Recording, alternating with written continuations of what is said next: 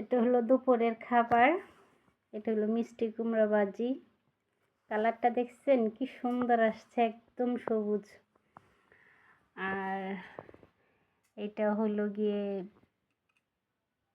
কি বলবো, কি তরকারি বলবো, সিম আলু টমেটো, তারপর চাপিলা মাছ, এগুলো দিয়ে চচ্চড়ি করছি।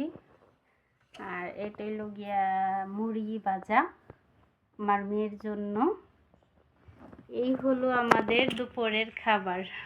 এই তো মেয়ে শুরু হয়ে গেছে, মেয়ে তখন দেখে নেই মুরগি ভাজিটা, তো ওই যে এখন মাত্র দেখলো। আগে ধরটা নিলাম। আজকে আমাদের দুপুরের খাবার। আর এই হলো ভাত। আর আমার এইটা হলো কি আমার খাওয়ার জায়গা, যে ওইখানে খাট, এখানে টেবিল, আর এটা হলো আমার